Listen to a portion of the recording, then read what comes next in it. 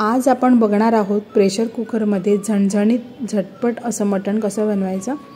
खूप अप्रतिम अशी रेसिपी बनते। तुम्ही बघू शकता किती सुंदर अशी तर्रीदार आपलं मटण बनवून तयार झालं आहे आणि तेही प्रेशर कुकरमध्ये खूप झटपट आणि सोप्या पद्धतीने हे मटण कसं बनवायचं ते मी तुम्हाला दाखवणार आहे। वसई स्टाईल मटण कसं बनवायचं ते दाखवणार आहे आणि मटण किती छान असं शिजलं आहे ते सुद्धा तुम्ही बघू शकता। चला तर आता वेळ न घालवता आपण रेसिपीकडे वळूया।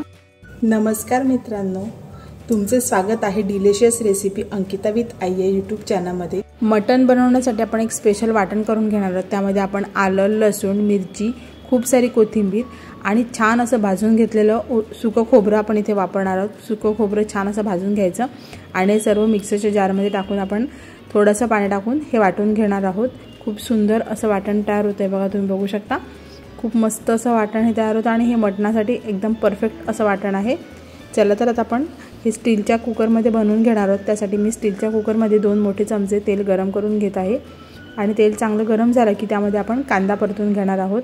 मी इथे 2 मोठ्या आकाराचे कांदे घेतले आहेत आणि कांदे तेलावरती चांगले आपण परतून घेणार आहोत। मटणाची ग्रेव्ही छान होण्यासाठी कांदा परतणे जास्त गरजेचे असते।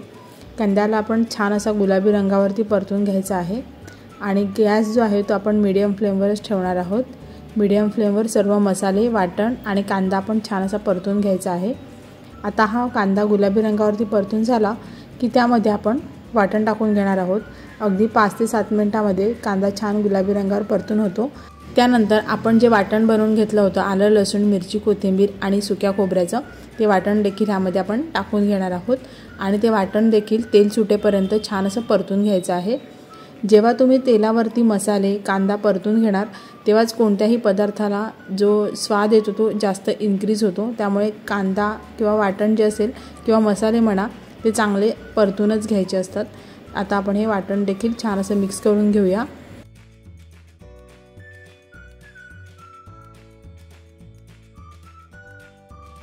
वाटण मिक्स करत असताना आपला गॅस जो आहे तो मीडियम फ्लेमवरच ठेवायचा आहे। हे बघा, छान वाटणाला देखील तेल सुटलं आहे। आता ह्यामध्ये आपण मसाले टाकून घेऊया। जे सुके मसाले आहेत ते आपण इथे टाकणार आहोत।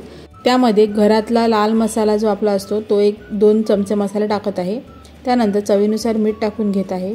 त्यानंतर हळद पावडर टाकून घेत आहे। त्याचप्रमाणे काश्मीरी लाल मिरची पावडर टाकत आहे, ती फक्त रंगासाठी टाकली आहे। त्यानंतर त्यामध्ये आपण मटण मसाला टाकून घेणार आहोत 1 ते 1.5 चमचा। त्यानंतर ह्यामध्ये आपण गरम मसाला टाकून घ्यायचा आहे। मसाल्यांचे प्रमाण तुमच्या आवडीनुसार तुम्ही कमी जास्त करू शकता किंवा तुमची क्वांटिटी ज्याप्रमाणे आहे त्याप्रमाणे तुम्ही कमी जास्त करू शकता। मी अर्धा किलो मटणची इथे रेसिपी तुम्हाला दाखवत आहे। आता हे सर्व छान मसाले पुन्हा तेलावर परतून घ्यायचे आहेत आणि ह्याला देखील तेल सुटायला लागलं की मग आपण ह्यामध्ये मटण टाकून घेणार आहोत। त्याआधी हे बघा, छान असे मसाले मी खूप सुंदर असे परतून घेतले आहेत। हे बघा, हा मसाला बघूनच असाच मसाला खावासा वाटतो, असा मसाला छान असा परतून घ्यायचा आहे। आता ह्यामध्ये आपण हे मटण टाकून घेणार आहोत। मटण स्वच्छ पाण्याने धुवून घेतले आहे। बरेच जणांचा असा प्रश्न असतो की आम्ही भाज्या तुम्ही सांगता तसंच करतात किंवा तसे तुम्ही मसाले वापरता तसेच मसाले वापरून बनवतो तरीसुद्धा आमचं त्याप्रमाणे होत नाही। तर बऱ्याच वेळानं परतण्यावरती सुद्धा असतं, ज्याप्रमाणे तुम्ही भाजी किंवा हे परतून घेता त्यानुसार बरेच जण भाजी न परत डायरेक्ट पाणी टाकतात आणि शिजवून घेतात, त्यामुळे जो स्वाद असतो तो येत नाही।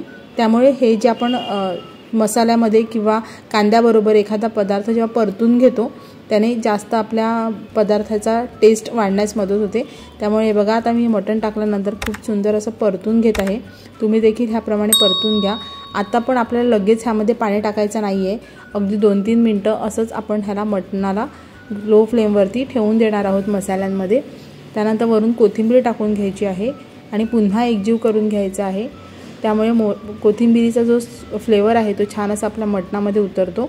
आपण वरून कोथिंबीर टाकतो त्याचा तेवढा फ्लेवर येत नाही, असा मटण शिजायच्या आधीसुद्धा त्यामध्ये कोथिंबीर टाकायची, त्याचा खूप सुंदर असा फ्लेवर आपल्या मटणामध्ये उतरतो। त्यानंतर ह्यामध्ये मी बटाटा टाकून घेणार आहे। बटाटा पूर्णतः ऑप्शनल आहे, पण आमच्याकडे वसईला मटणामध्ये बटाटा भयंकर आवडतो, मला तरी खूप आवडतो, त्यामुळे मी ह्याचा बटाट्याचा वापर करत आहे। त्यानंतर आपण मिक्सरच्या जारमध्ये ज्यामध्ये मसाला बनवला होता त्यातला मसाला जो मिक्सरला लागलेला आहे त्यामध्ये पाणी टाकून तो मसाला ह्यामध्ये पुन्हा टाकून घेतला आहे। अजूनसुद्धा मी पूर्ण पाणी नाही टाकलं आहे, थोडं थोडं पाणी टाकून मिक्स करून घेत आहे। आता आपल्याला जेवढं पाणी मटणामध्ये लागणार आहे तेवढं पाणी टाकून घेणार आहोत आपण यामध्ये आणि मटण जे आहे ते शिजवून घेणार आहोत। मसाल्यांमध्ये मटण टाकल्यानंतर जवळजवळ 5 ते 7 ते 10 मिनिटं आपण हे मटण चांगलं परतून घ्यायचं आहे। त्यानंतरच आपण त्यामध्ये आवश्यक तेवढं पाणी टाकून मटण कुकरला लावून शिजवून घेणार आहोत। आणि मटण शिजवताना देखील मटण जे आहे ते फुल फ्लेमवर नाही शिजवायचं, नाहीतर बरेच जण 10-12 शिट्ट्या घेतात तरीसुद्धा मटण शिजत नाही। त्याचंच कारण तेच असं, तुम्ही फुल गॅसवरती खूप पाणी ठेवता आणि मटण शिजवता, तसं न करता त्याच्यामुळे त्याची टेस्ट तेवढी इन्क्रीज नाही होत। तुम्हाला रस्सा हवा तेवढा आवश्यक पाणी ठेवा आणि कुकरचं झाकण लावून आपण गॅस जो आहे तो लो टू मीडियम फ्लेमवरती ठेवून मटण हे शिजवून घेणार आहोत। हे बघा मी तुम्हाला दाखवते, गॅसची फ्लेम ही फुल आहे, ती आपण मीडियम करणार आहोत आणि अगदी 5 ते 6 शिट्ट्यांमध्ये मटण छान असं शिजलं जातं, एकदम सॉफ्ट असं मटण शिजलं जातं। चला तर आपण आता हे मटण शिजवून घेऊया। मी 5 ते 6 शिट्ट्यांमध्ये हे मटण शिजवून घेतलं आहे आणि तुम्हाला मी दाखवते किती सुंदर असं हे मटण शिजलं आहे।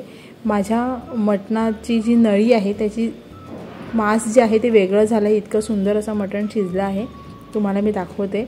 हे बघा बटाटासुद्धा पूर्णच्या पूर्ण तसाच राहतो, मिक्स होत नाही आणि मटणसुद्धा खूप सुंदर असं शिजलं जातं। हे बघा तुम्हाला मी बोलले ना, नळीचं मटण वेगळं झालं आहे, खूप सुंदर असं मटण सॉफ्ट असं शिजतं। तुम्ही नक्की ही पद्धत वापरून बघा आणि आजची रेसिपी नक्की घरी ट्राय करून बघा आणि मग नंतर मला कमेंटद्वारे कळवा की तुम्हाला मटण कसं लागलं किंवा कसं वाटलं। आता वरून पुन्हा कोथिंबीर टाकून तुम्ही हे मटण खाण्यासाठी घेऊ शकता। गरमागरम भात, सुंदर असं हे गरमागरम शिजलेलं मटण आणि ह्याबरोबर चिंचेचा सुंदर असा आंबट कच्चा सार, खूप सुंदर असं कॉम्बिनेशन होतं। आमच्याकडे चिंचेचा कच्चा सार बनवला जातो, त्याची रेसिपीसुद्धा ह्याच वीकमध्ये अपलोड होईल, ती रेसिपी तुम्ही नक्की बघा। त्याच्यासाठी चॅनलला नक्की सबस्क्राईब करा आणि बेल आयकॉन क्लिक करा, त्यामुळे तुम्हाला नवीन येणाऱ्या रेसिपींचे अपडेट्स मिळत राहतील। त्यामुळे ती रेसिपी बघण्यासाठी नक्की चॅनल सबस्क्राईब करा। तुम्हाला आजची रेसिपी कशी वाटली ती कमेंटद्वारे नक्की कळवा आणि रेसिपी आवडली तर लाईक, शेअर, सबस्क्राईब करायला विसरू नका। चला तर लवकरच भेटू अशा झटपट आणि सोप्या रेसिपींसह। तोपर्यंत बाय बाय।